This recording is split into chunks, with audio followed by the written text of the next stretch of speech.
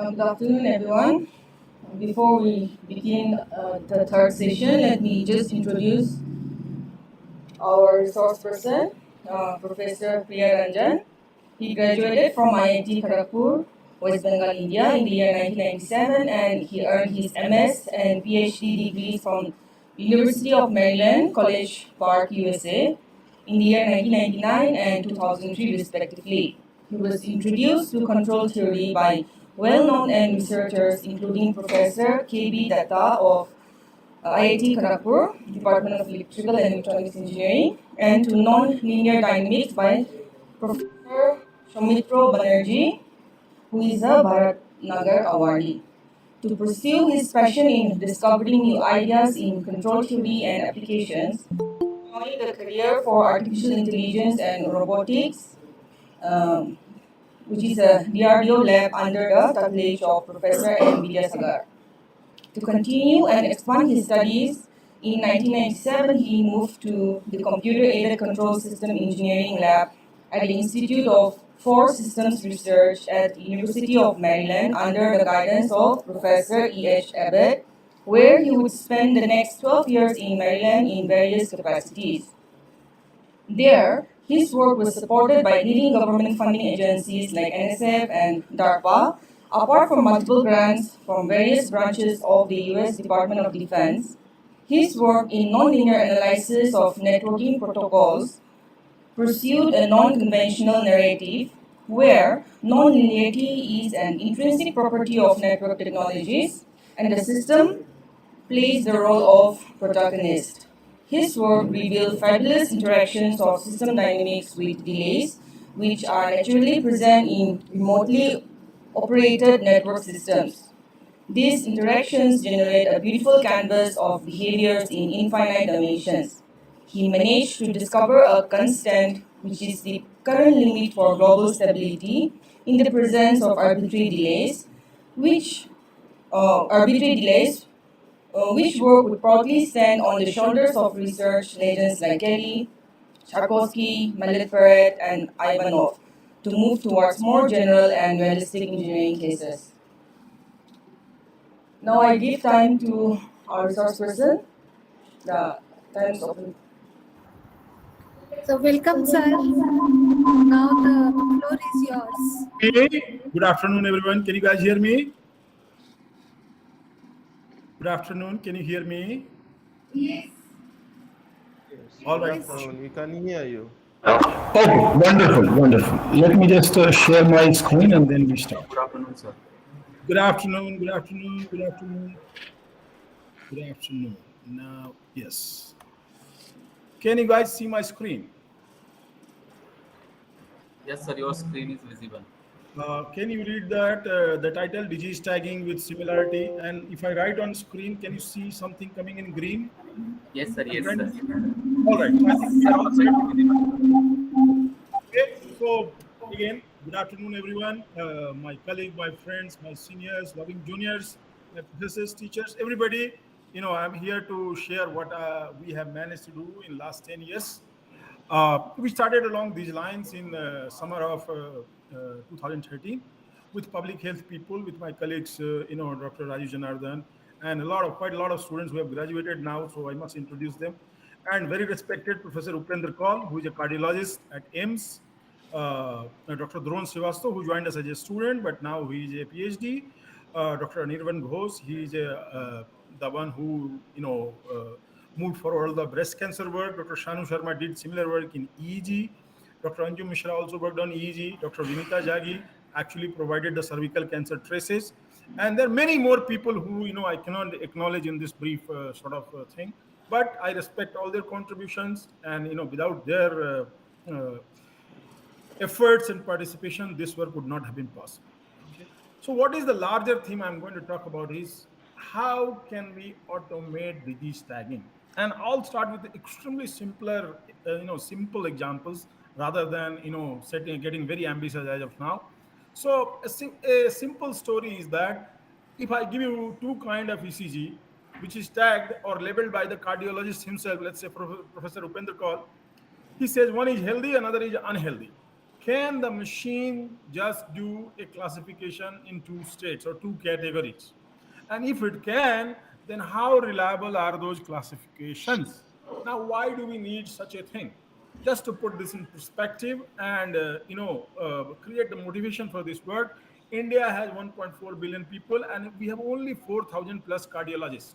Most of them actually live in very very rich cities and not available to even middle class, lower middle class, and poor people. So our dream is to make their expertise available through expert systems, software systems, online systems, apps, so that some of their knowledge can reach to the poor people also and lead to the improvement in quality of their lives. So that's where this work comes in. It sort of bridges the gap between poorest of the poor patient and smartest of the cardiologist or any other medical expert.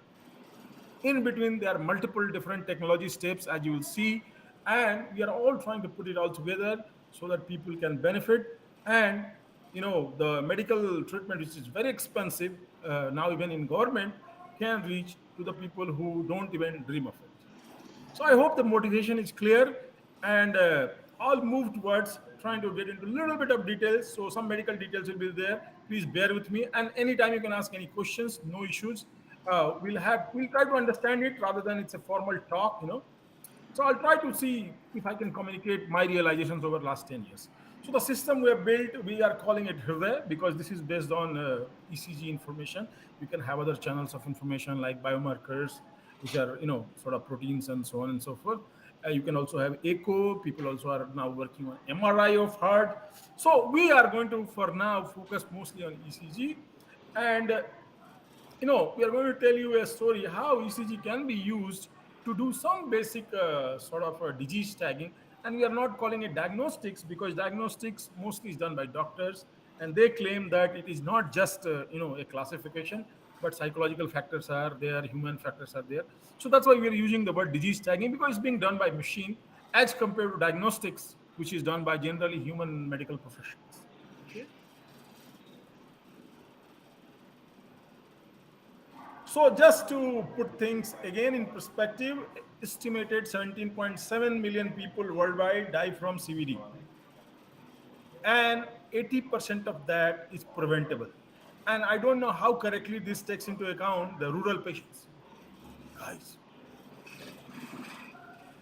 okay, so I don't know how correctly this takes account rural patients, but nevertheless, this is 1.7 crore people is quite a lot of people, and we can save their lives if we do things a little bit better. Okay, so primary test and easiest test recommended by a cardiologist is ECG if you have any heart issues whatsoever. Okay, and it kind of looks like that. You can see that.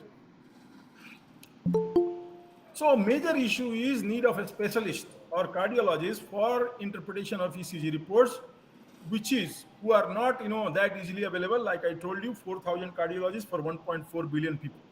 So there's a huge, CBD burden in LMICs. LMIC is low and medium income countries, which India is in that category because most of our patients have very extremely small or medium income. Okay. So here it is. This is what a normal ECG looks like, and this is what a myocardial infraction ECG looks like with ST elevation. Okay. So a lot of these things have been studied, but mostly locally. So people, cardiologists and related technicians and technology people study PQRST patterns, and then they try to, come up with some anomalies or abnormalities from these things. Our approach is a little different. This approach, which people have been doing PQRST, is very local. We are going to compare whole ECG, not just a portion of ECG and look for PQRST. Rather, we are going to compare whole ECG with a healthy one and unhealthy one, as you will see when I get into the hands-on section. And then we'll see that how different they are. And based on that, we'll provide disease tags as in healthy and unhealthy.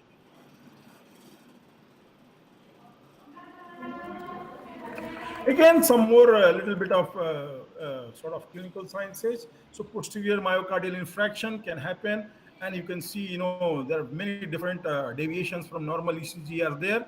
Why I'm focusing on ECG is that most of the technical work we have done is largely based on ECG, and cardiologists will answer most of your sort of medical information or clinical information or cardiology information. All I want to convey here is that the changes in the abnormality of ECGs. You can see V1, V2, V7, V8, etc., etc. So you can see some of the changes which has been noticed here: changes in V1 to V3, horizontal ST depression, tall, broad R waves which are greater than 30 millisecond, upright T waves, dominant R wave. And as you will see, we'll not get into this detailed PQRST thing. We'll get into direct ECG to ECG comparison. So here is the problem. Okay. This 82-year-old male comes to ER complaining of general illness. A resident notices that he has a irregular pulse and performs an ECG. So what can we say? Based on this ECG, what can we say? Is this atrial flutter, complete heart block, ventricular fibrillation, atrial fibrillation? What is it? And things are so confusing that many times even specialists are not clear about their interpretation.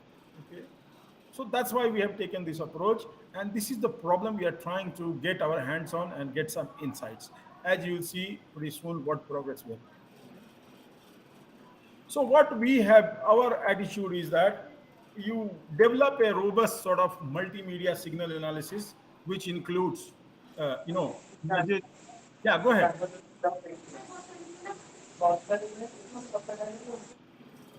Yeah. So we have taken robust multimedia signal analysis, and our attitude has open source. So the computation environment is R, which I'll show you. It's extremely fast and fairly robust, numerically robust. It gives you correct results, and it's reliable and easily accessible in the sense is that you can install it wherever you want. So you can see that here we are taking the ECG signals and we are trying to study it. Okay. Now, in this study, there's a very interesting thing comes in handy. It is known as Earth movers distance. Okay, what Earth movers distance does is that helps you find similarity between two multi-dimensional signals. This can be one-dimensional time series, which is what ECG is. It can be an image, which is useful in surveygrams, mammograms, or any other image-based digital clinical signal. And you can also use it for 3D signal to study voxels and so on and so forth. You can use it for MRI. Now, what is Earth mover distance? Earth mover distance just says is that if we change one distribution from the other, how much work has been done. So if we go from K1 to here, how much work has been done? That's what gives the Earth mover distance. As in, if we take signal in one distribution and distort it in some other formation, how much effort does that take? That can also be interpreted as the difference between two signals.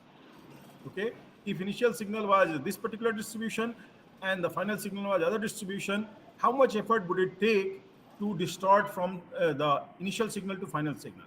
And that gives us a notion of similarity. So what will be similarity? Two exact signals will have zero similarity. Two completely different signals will have very high similarity. That's all I want you to know. And luckily, this EMD is already implemented in R and Python both, which helped our cause quite a lot, because otherwise we had to implement EMD. Okay, but we got it already implemented. So it was mostly sort of collecting the data and studying the patterns of EMD or Earth movers distance. In one line, Earth movers distance, all it is doing is measuring similarity between two time series, which is ECG, two images, which can be cervigram, mammogram, or any other image, or two three-dimensional signals where box cells and all are involved. Okay, so EMD, don't be scared, just think of it is that EMD gives similarity between two signals, how similar or dissimilar they are. Okay, so here what we do, we have a normal ECG, and what we are going to do is that we are going to take different disease categories of ECG and converse distance. So as you can see, here we have this particular acute.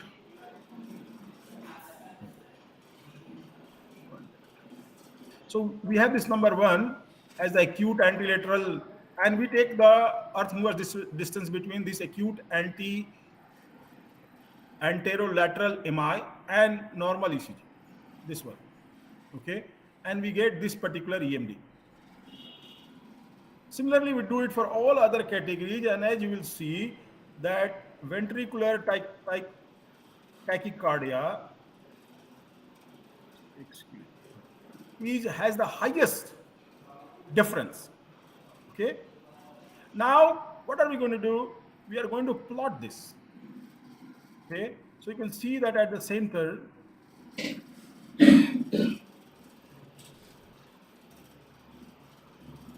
here the black dot is the normal, the red dot is acute anterolateral MI, the green dot is acute inferior MI, and then outside this blue one is ventricular tachycardia. Okay. So a very simple study of earth mover distance helps us categorize different ECG into different categories. Extremely simple. All we are doing is calculating the earth mover distance of a particular disease ECG with normal ECG, and it gives us a figure like that. And depending on where it lies, you can approximately tell what disease possibilities are. Now, why is this kind of thing useful? Okay, so let's come to the usage. Why is this technology useful? Possibly you can put it in a primary healthcare center where even an untrained staff who is not a cardiologist can figure out that where does the ECG lie, the test ECG lie, and based on that provide some basic suggestions to the patient. It can even be automated. You can make a web service where you upload, if you upload your ECG, it can be generating simple advice that you should see a doctor immediately if you have a problem, how acute is the problem, if you are normal, how normal you are you on the verge, are you on the borderline, or you are like robust normal. Okay, so this kind of tool can be both. It can have a unskilled human use it for giving advice on preliminary advice on ECG using ECG, or it can be completely automatic. You can make an app out of it. On the app, if you upload your ECG, it will tell you what's your situation. So a very, very simple program with right ideas has the potential to save life. And if patient is taken to the hospital in time, we believe that it can do a lot of help to the patient and save their lives, bring them home as a healthy person. So I just want you to see that why this such a simple thing is so useful and why it is not being used. Everything does not need to be complicated and lots of mathematics and lots of this and that. Some simple things can help a lot, right? Now, another idea which I'll talk about in the breast cancer context also, there is another way of understanding this is that you make a visibility graph out of the ECG. This is what visibility graph looks like. And then based on network similarities, we can compute what is normal and what is abnormal. Okay. There are two kinds of visibility graphs. One is horizontal and one is vertical. We will talk on Monday about the horizontal visibility graph in the context of breast cancer. We'll do similar thing for the breast cancer and show you how things panning out. So representation of heart working in the most complex situation. What we need to understand is that what is the kind of activity going on in the heart at which particular time instant. Okay. Now, this is a sort of snapshot of our web service, which Dr. Dhruv Srivastav made it as a part of his PhD thesis, where you can upload your ECG and it can generate advice for you. So one of the things I believe in that technology should not be sitting in the lab. It should not be just for papers and IP and patent and all that. It should be deployed. So this is a deployment of that earlier technology I showed you from the website. Here anybody can upload their ECG and they can figure out preliminary advice, where is their category, what category, and so on and so forth. Okay, so you can see it's in action. It will tell you which ECG. Okay, this one is unhealthy. Similarly, you can get healthy tag or any other thing. And it's very, very straightforward. All you have to do is upload your ECG. That's it. So one more thing. Just give me a minute. I need to pick the right tool.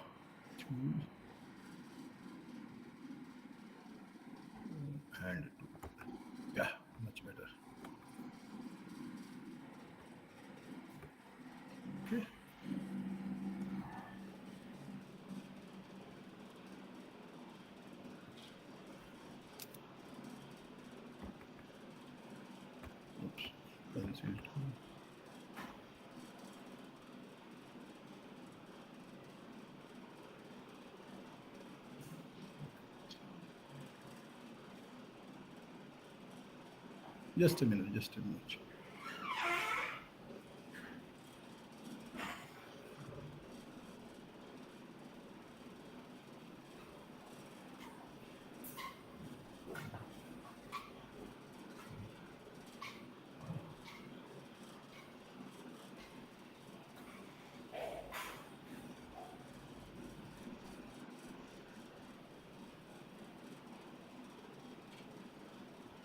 All right.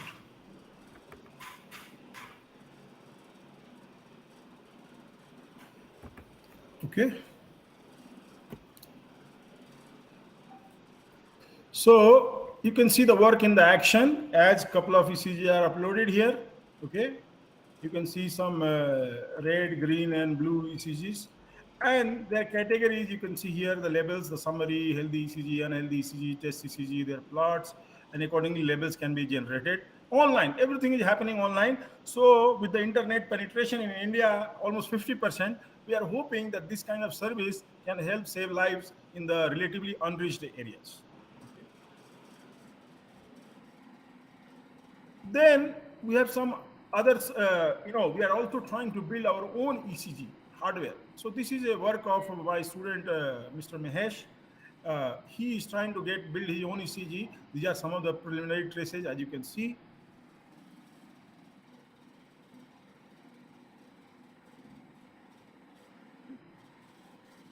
So what are the usage of such a device, right? So this can be a sort of aid for cardiologists and medical professionals. It can be a sort of second opinion, third opinion, like that what does the machine has to say. Then automatic classification of ECG images, it can help.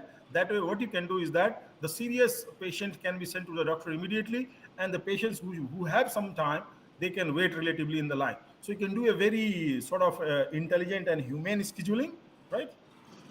Early diagnosis of CVD can be done in areas with less doctors, and it can be automated even, because best way to sort of monitor CVD is keep doing periodic inspections, and this can be completely brought online and in a automated fashion.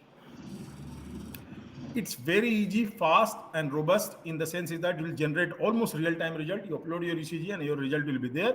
And with computer technology getting faster and faster, it can become even more real time. And it can be also done on your phone, smartphone. You can make a smartphone app about it, and which we are trying to build currently. Two students, Mahmood and Aditya, are working on that. And very soon, I'll be happy to report an app which you can download and upload your ECG and see your own health or your loved ones. Very easily implemented in web-based, right? We already showed you desktop-based, smartphone app-based. Anywhere you want, it can be implemented. And further advancement into the classification from the back end can lead to new technology adoption by the medical community, by the patients, by everybody who is involved. Okay, similar things my student is building is automatic patient monitoring system, where a ECG, like I showed you the earlier signals, the signals are not coming exactly as we want, but they are working on it. And Mahesh is doing a great job right now, based in Bangalore. Okay, he's also building what is known as a menstrual flow meter, which is very useful to measure menstrual flow, because it has serious implications for women's health and cervical cancer. So you can see there is already a design, and he has a thing working actually, and he demonstrated it at the IFR. It was a huge hit. Okay, here are some of the components that you can see. Here is a microcontroller. There are some connectors. Here is the cup. Here are the cups. Right now, he's just measuring water, and then you can see the automated reading on your smartphone. Just measuring sort of liquid level, water level. Okay, so here is the exact thing.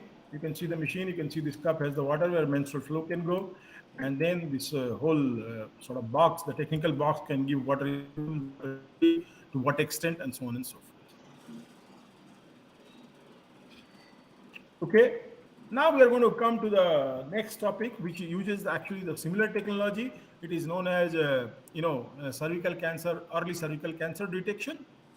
Okay, Now the fact sheet is that it seems like 185 women die from cervical cancer every day, and here you can look at the data. This is scary, and not only that women die, this is very painful death. Apparently, cervical cancer can be very very painful, from what the patients who have been interviewed has told us. Now, how are we going to do it? So we have a device called it generates cervigrams. It's called colposcope, which generates cervigrams like this. It takes image of cervix. Then what do we do is that we have this R environment, as you can see, and in a very short while, I'll be actually leading you to that. So we upload all these images. We sort of see which ones are healthy, which ones are unhealthy, and we represent one sort of healthy specimen and one unhealthy specimen. Once the test image comes, the test cervigram is compared to both healthy and unhealthy, and whichever it resembles more, accordingly we tag it healthy or unhealthy. Okay, so that is the basic sort of algorithm. It's a very simple idea, but computationally very very intensive, because we have to compute this EMD on large number of cervigrams, and it can eat up a lot of CPUs and GPUs if you are not careful. So basic idea again, I'll tell you. We have a two piles of cervigrams, healthy and unhealthy. Then we, using EMD, we designate one healthy cervigrams and one unhealthy cervigrams, which represent the healthy cervigrams, pile, and unhealthy cervigram piles. And when test image comes, we compare them with the healthy cervigram and unhealthy cervigram, whichever it resembles more. Accordingly, we provide the disease tag healthy or unhealthy.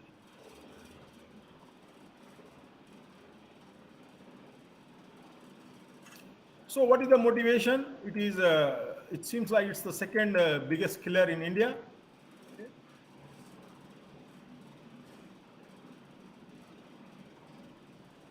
Just to give you some a little bit of clinical science. So, what it turns out that even cervix type is very important in this, sort of detection. How cervix is oriented, where it is, what are the sizes and all that stuff.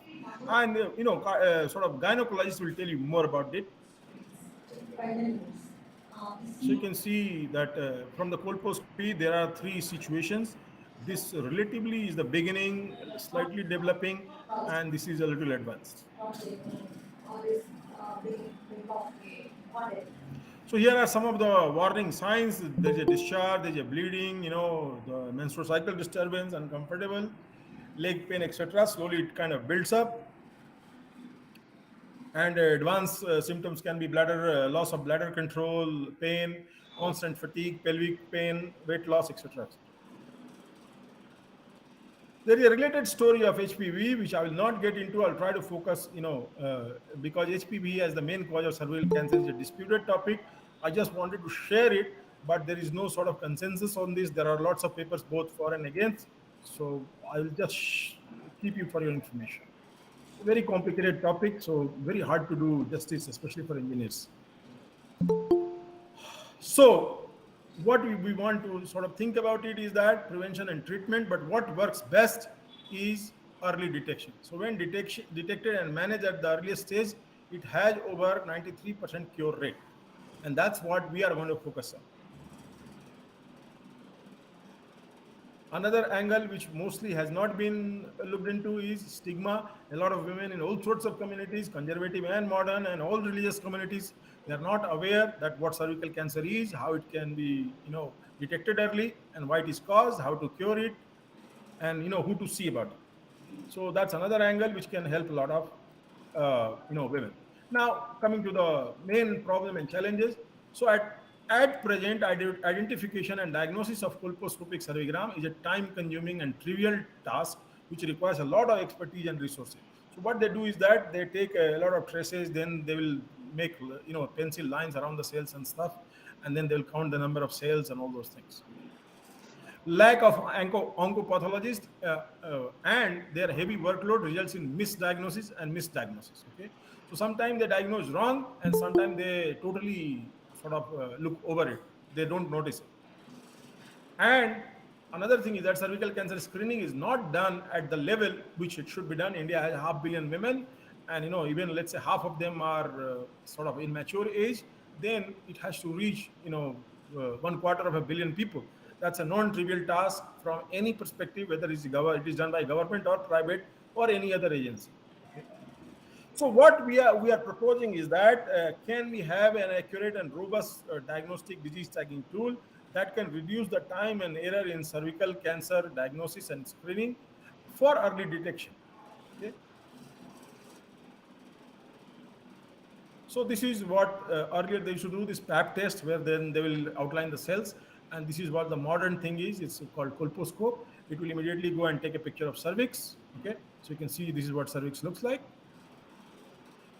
There are many other visual inspections with luvol iodine, VILI, and visual inspection with acidic acid. These are all multimodalities. So we will mostly focus on colposcope. These are other modalities using which people sort of try to understand cervical cancer. So what is our effort? We are building a device agnostic, by which I mean is that it can run on a laptop, it can run on a desktop, it can run on any sort of smartphone. Again, disease tagging system over colposcope images using data collected for Indian patients. And this is our main contribution. We are not, trying to study some other patients from some other era and some other country. Okay. Data collection and algorithm system integration for facilitating faster clinical diagnosis and quick results. So just to show you, this is what the uh, mobile ODT colposcope looks like. You can see the pictures here. This is how it is placed. And then those pictures can be translated to a machine, and then software-based cervix detection, MLSM, lesion segmentation, etc., precision-oriented faster clinical diagnosis, cervical lesion detection, and then outlining, etc. All the image, rest of the work, once it is transferred to the computer, is largely image processing and computation and presentation online. So this is where we come into the picture. From first three part, it is done by doctors, and we come into the picture once the pictures are loaded. Okay, I'll not get into this VIA. Like I told you, this will be done by the doctors. Just here for completion. Again, our approach is open source. So R, as usual, fast and robust, reliable and easily accessible. Everything is free. Every code is shareable. Nothing is hidden. Papers are published. You can look at it. If you need help with this, you want to replicate it, you want to build it, you want to make it better, all the help is available from me, Dr. Raju Janardhan, in Vinita Jaggi, who is the gynecologist, and Dron Srivastava, Dr. Dron, who graduated from this work. Okay, so just to give you a little bit of artificial intelligence, what we are doing, we are using EMD, which is sort of artificial intelligence, but it's different from the traditional things because we are not using machine learning, deep learning, etc. We are using similarity-based artificial intelligence. Best part of that is it's stable. It's not unstable like deep learning. It will not give you garbage ever. If it doesn't understand, it will say, I don't understand, rather than fooling you. Again, what happens is that Earth movers distance comes into the picture. What does it do? It matches perceptual similarity better than other distances used for image retrieval. It has already been used in face detection. It is used for informative and quantitative measurement of differences between distribution. When one distribution moves, transforms, transmutes, or changes form to other distribution, and it is far more robust than histogram, and is used for pattern matching, color, text comparison, etc. And you don't have to bother about math. I mean, if you want to understand the math, I can teach you that separately. All you have to understand right now is that EMD is already implemented in R, and if you have two signals, it can calculate the Earth mover's distance. But broadly, it is that if a distribution goes from mu0 to mu1, how much work has been done to change a distribution from mu0 to mu1. Okay, one of the best resources for this is Rubner, Tomasi, and Guiba's ICCV paper in '98. And Carlo Tomasi is my personal friend. He's Italian, and I worked quite a lot when I was in United States with him. A great guy, and if you write to him, he will respond actually. Okay, so why software? Why software? Why software in cervical cancer? Right? You'll say that why are you guys pushing a piece of software in cervical cancer? It seems like a gynecologist arena. Here are some of the things: processing, automated processing of colposcopic cervicograms in real time can only be done using software. The advanced image analysis capability can only be brought by software. Incorporation of morphological features of images can only be done by software. Fast processing can only be done by software. And of course, it is all open source or shared. Why we are saying is that computer is very good at processing images, and it can process a whole bunch of images at the same time. Whereas the gynecologist will take time for training, whereas computer training time is much faster as compared to a gynecologist. Plus, we are not saying software is the only solution. What we are proposing is that software be used as a help for second opinion, third opinion, or where doctors are not available. So we are not talking about software as an alternative to a gynecologist or oncologist. We are talking about software as a tool for gynecologists and oncologists so that their disease tagging is far more precise, accurate, and friendly to the patient. Because all this evidence on the computer can be shared with patient also. Whereas in the current practice, many evidences are not shared with patient, which makes the system opaque. You don't know how the doctor is making a decision.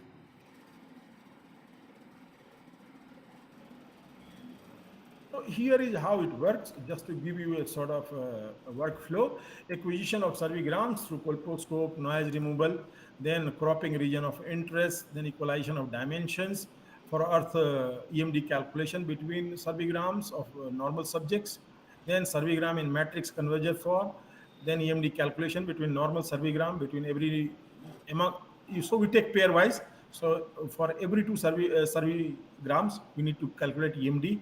Then calculation of the centroid of the normal cervigrams based on EMD results, EMD of centroid versus test cervigrams, and based on that, we can do color coding, green channel extraction for enhanced visual inspection and lesion inspection. Okay. Now, plotting of EMD values on ohm, the oncometer. So we have a scale based on this, okay, which we call ohm, the oncometer, and that can tell whether it is cervicitis, whether it is abnormal cervix erosion, vaginitis, polyops, and other things, or suspected cancerous or precancerous lesion. Okay, how do we do it? Let me get into the technology. So you can see that here there are, we can say N2, N81 signals. We sort of build a polytope of that, and we compute the EMD between each two segments. Okay, and then we try to find out what is at the center, and that becomes the representative. And corresponding spreadsheet looks like very very complex stuff. As you can see here, all the it generates a matrix because 81 sort of cervigrams will give us 81 by 81 matrix, whose diagonal elements are going to be zero. Okay?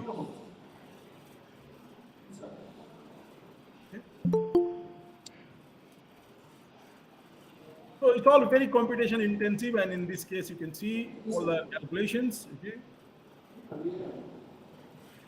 so here is a patient. This is what the image looks like, and you can see the acquisition cervigrams from Batra, our partner Batra Medical Hospital. All the information,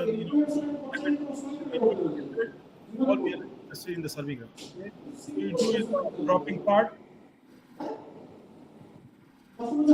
You look at the hue saturation SB and convert it to black and white, interpolate, and output colposcope images. There is a related algorithm which removes specularities. Different paper.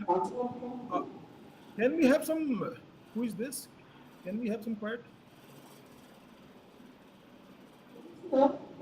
Yeah, yeah. Can everyone? Can everyone mute themselves?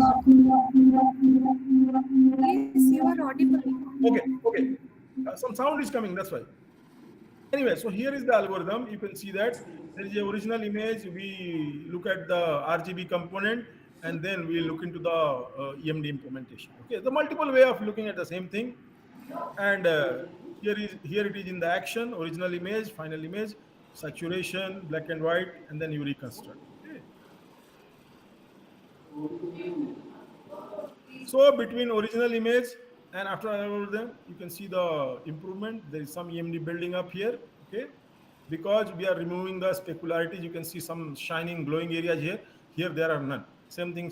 This is the specular. These glowing areas are called specular. They are none. Okay, and then same thing is done here.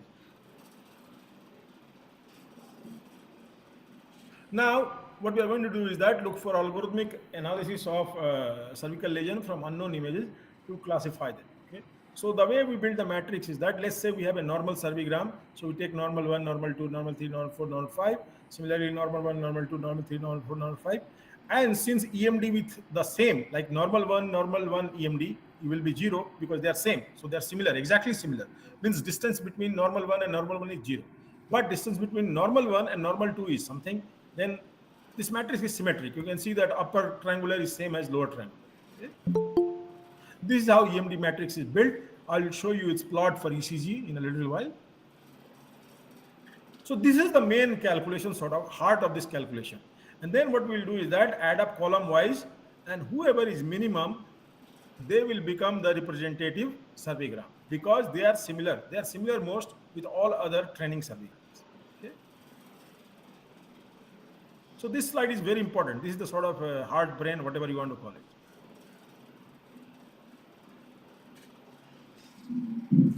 Here are color-based coding of the same thing. And this is the result. This is the presentation of our result. What we are saying is that if EMD is 0, then you are sort of healthy. And as your distance from the healthy cervigram increases and you go more towards abnormal, then the problem increases. Okay. So just to put it in perspective, right now our accuracy is 77%, sensitivity is 83.56%, and specificity is approximately 60%. Okay. So as you go away and away from the normal representative cervigram, your chances of having one disease or the other in the cervix increases. So just like a thermometer, we have an oncometer, which sort of expresses the extent of cancerous lesion in the cervix. And we wanted to make the visualization easy because not everybody need to worry about what is EMD. That is being done by the computer, and computer will generate such a graph that if you are on this side, it is normal. If you are on this side, you have things to worry. In between, you are progressing towards abnormality. So that's the basic thing. You can see the corresponding EMD ranges, and so up to 26 you are fine, but after that your problems start increasing.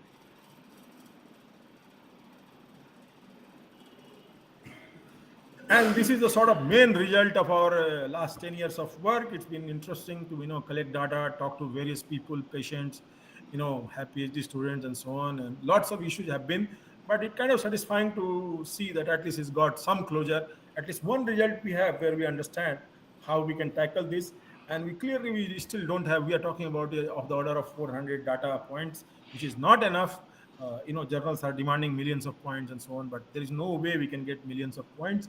Getting cervigrams is very, very hard despite our best efforts and gynecologist and oncologist participation. We are essentially knocking on every door that if you can give us data, our thing will get better. Another best part, like I told you earlier, this can be uploaded, this can be made online available, on an app available, and you can just upload your cervigram and you can be your own doctor. You don't need really much outside advice. And it's very useful in stressed areas like, where doctors won't go, or war-torn zones, poor areas where general, health activities and infrastructure are not available. And, it can help save lives. So this is our understanding.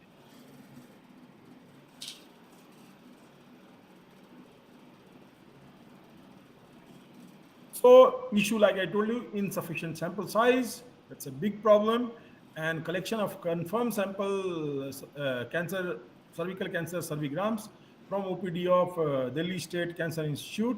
101 has been collected so far. It has gone up to 400, but we need more and more. And this is what it typically looks like. You can see the processing and how it works. All of this has been done in R by Dr. Drone. He worked hard over the last 10 years, and I admire his patience and perseverance that he has taken each image very individually and tried to learn from it that what can be the signals which can expose the arrival of cancer for women. And it's a very painstaking work. It's not easy to work day and night with the images and try to figure out precursors of cancer or any other disease and try to learn about a discipline in which we are not trained because medicine is not our discipline. Nevertheless, we tried to be a good boy and learned about it, and this is what our work is. So here is your normal cervigram, and then there is a normal cervigram. As you can see, these images can be easily distinguished, and a lot of confusion arises when they are in the middle. They're neither healthy nor unhealthy. So that's where the algorithm is actual ability is getting tested. The extreme abnormal and extreme normal are easy to detect. In between, that's where the algorithm's strength plays out. Like I said, it's not just one factor. There are a whole bunch of other socioeconomic and lifestyle factors which play a role in cervix. And you can see here a lot of people have worked on this, collecting data. What is the age, how it correlates with cervical cancer, what is the education level and how it correlates, occupation level, socioeconomic status, menstrual health, postmenopausal health, and so on and so forth. So you can see that we have 398 patient study here. It's already published.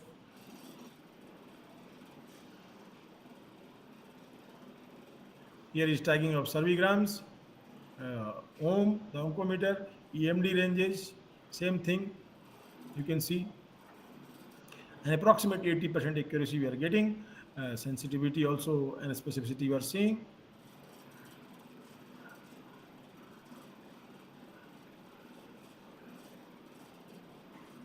Here is another representation of the similar thing. You see, this is normal cervigram, this is with acetic acid, this is how they used to do traditionally. Lugol iodine, these are other modalities. Just sort of walk you through that.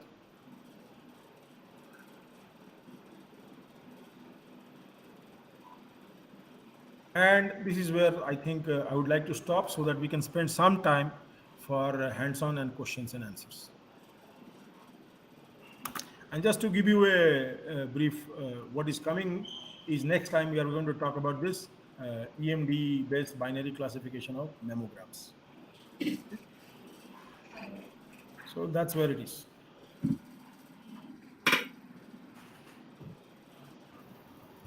Thank you very much, sir. We start with the hands-on thing. Or people have questions. I can do either way. I can take questions and then start hands-on thing, or I can start hands-on thing and we can take questions after hands-on.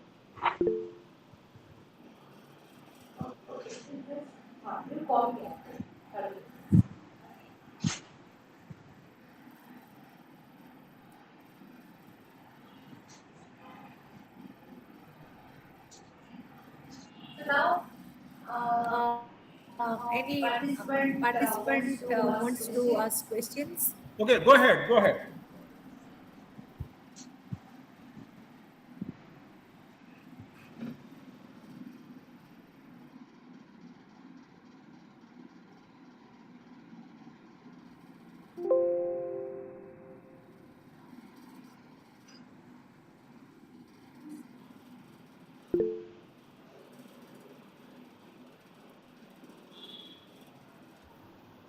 No question in the chat box. Yeah, no, Rashmita Lenka wants to ask something.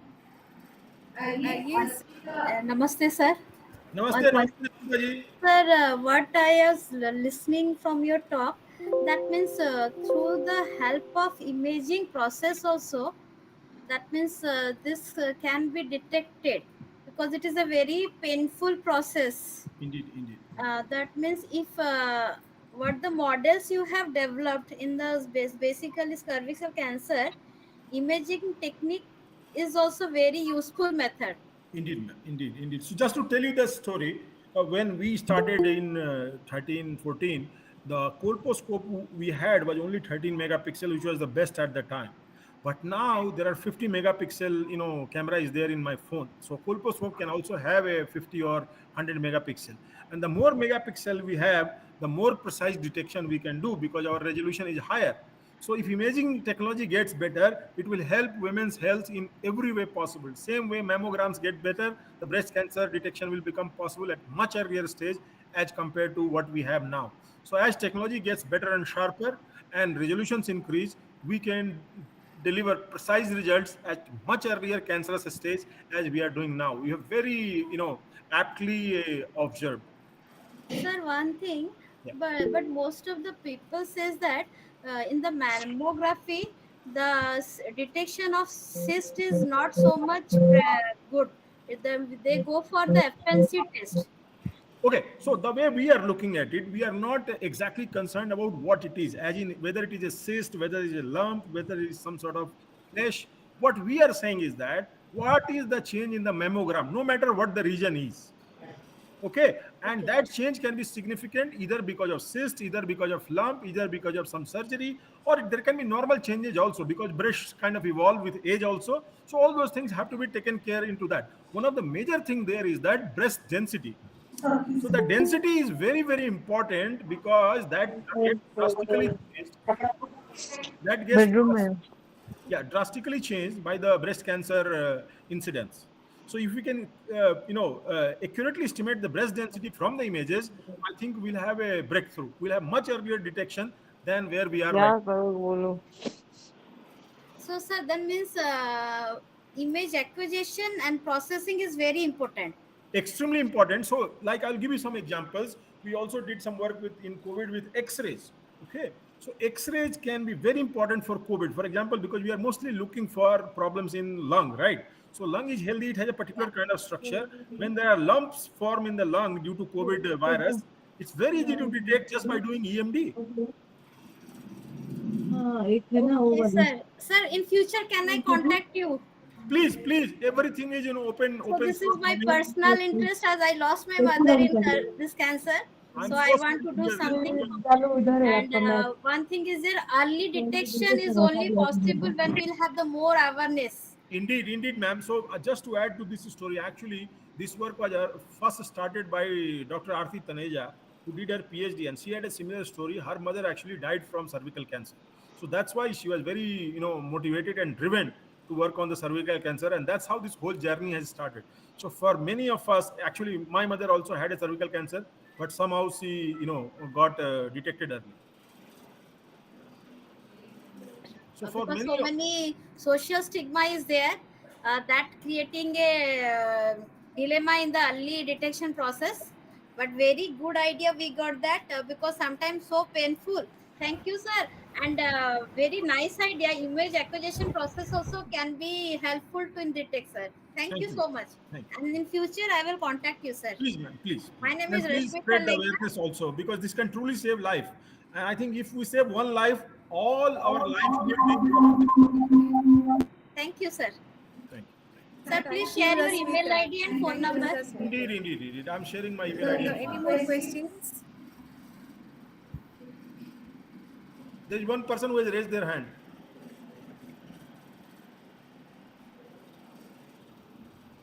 No question.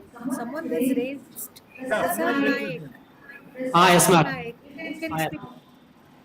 sir, this is Prasad Nayak. I am from Dravida University, Kuppam.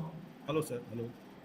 Sir, good evening, sir. Good evening. Good I evening. have one doubt, sir. There is one doubt I clarify.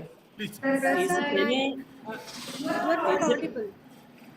Madam, hello. I can hear him, man. Okay, sir. Yeah, go So, ahead. you are saying advanced symptoms like cancer, sir. Right.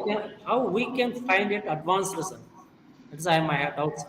Okay, very good. So what I'm saying is that whether it is in advanced or early stage, we don't know. So first thing is do what you need to do is get yourself examined. Like if you have a cervical cancer issues, go for this colposcope exam.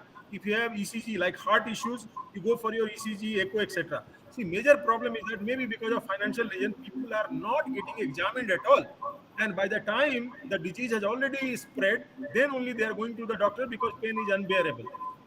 So that is where the issue is. If we go to the doctor early enough, our chances of recovering is very, very high, extremely high, no matter how bad the disease is.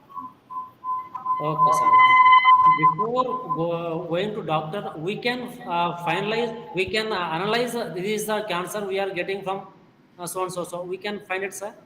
Indeed. So this service when it starts, you can just upload your ECG, which ECG you can measure, very cheaply or by yourself, or you can take Servigram. You can, get it done at a local primary health care, and then upload it on this system, and this will tell you where situation is. Okay. That is automatic automation. Indeed, it will do it based on image processing. We are trying to integrate with other modalities like you saw, but those modalities are difficult to implement in remote areas. But imaging is very easy. Okay, sir. Okay, sir. Thank you, sir. That is my doubt, sir. Thank you. Thank you, sir. Thank you, Prasad sir. Thank you, Prasad sir. Thank you, sir. Excuse me, sir. Please, please. Tejaswini ji, go ahead. Yes, sir. Thank you for the nice presentation. Sir, you have just shown that website, that online mode of detection, that Correct, anybody can check it from their own location. correct. So, means what are the tools you have used to develop it? Very good. So there is something, a technology called web services. They provide any sort of service, and a lot of Is that businesses use. free or we have to No, no, web pay for service the? softwares are freely also available, open source. We did not pay any penny for single software. Everything we have developed in house. Okay. Okay, so web So, service you can host your own service. For example, in this case, what we want to host is upload my image and then run some R or Python code in the background and give the results. that means we have to link that our model. That means the Right. which is the through that means we will link the model to that web server, then it will automatically give us the result. Yes, very good, very good. So that opens to another very interesting issue, because the ECG heart health is not same parameter in all regions of the country. For example, in Northeast it's a different parameter. In Delhi it's a different parameter. In Tamil Nadu it's a different parameter. In Mumbai it's a different parameter. So we are not saying is that one size fits all. These models are going to be trained locally. For example, Mumbai, then mostly Mumbai people's data it will be trained on. Delhi, it will be mostly trained on Delhi people. Adivasis, it will be separate, because there are multiple parameters, like you saw in the social economic status and lifestyle, which also decide your disease progression. So we are trying to customize it as compared to one size fit all. Okay. Like model, you actually in your lecture you haven't shown anything on model, right? No, Only we you have did have a shown that model. if No, so let me show you. Let me, very good question, very good question. So that's what I wanted to focus. Let me go to that slide again.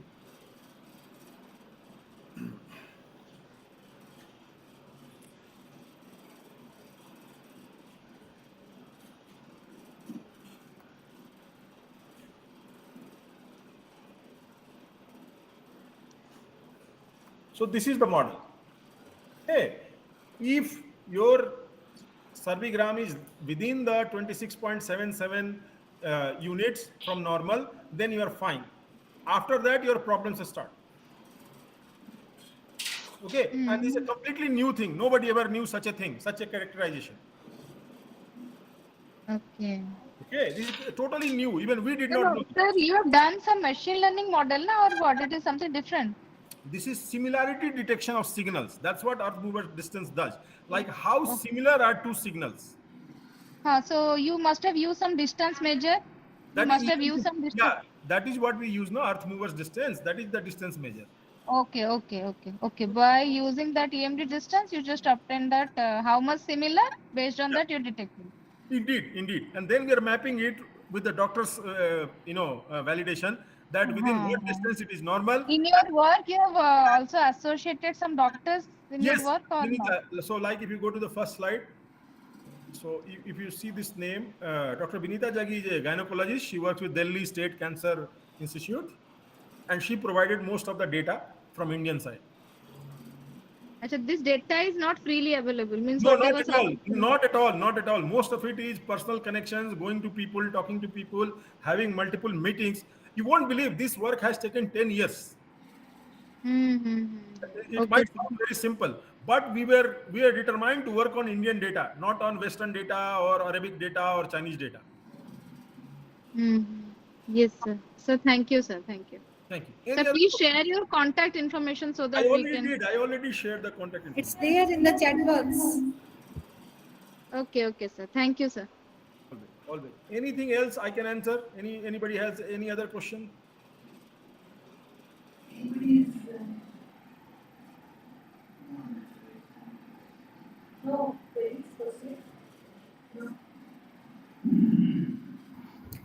So would you like to wind up? So you guys want to see the hands-on, or you And want to? thank you, Professor Priya Ranjan. Thank you, ma'am. It Thank was you. a wonderful presentation, and you explained, uh, the hard work what you have done so far for the last 10 years.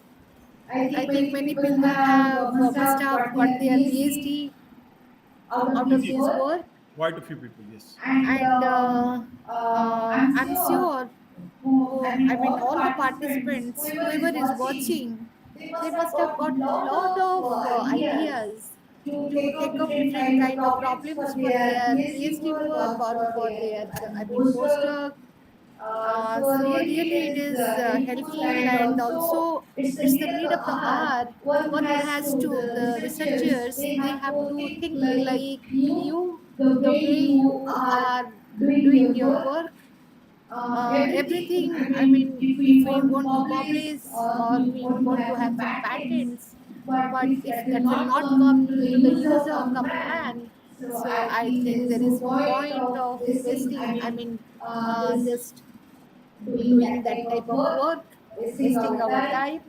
So, sir, thank you so much. Thank you. And I would like to request you, maybe I'll be sending few of our students to you for their internship so that they can learn something from you. And again, I will invite you, I mean, physically, you will come to our place to deliver lecture to our students, to our teachers. So thank you so much Appreciate it. for a great deliberation. Thank you, sir. Thank you. Thank you, everyone. Thank you. Please feel free to. Thank you, sir. Thank you. Thank you, Rashmita ji.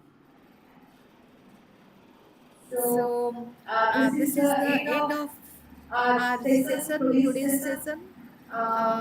Again, I invite you all for the second day session. And second day first session will start at 10:30. And tomorrow we have three lectures and one hands-on. Hands-on again will continue for 3 hours. So I request all of you to make yourself free for all the lectures as well as for the hands-on. And I'm sure you will learn a lot of things, and you will take a, I mean, take a lot of ideas, thoughts by the end of this 1 week program. So thank you all. Thank you. Take care, everyone. Best wishes.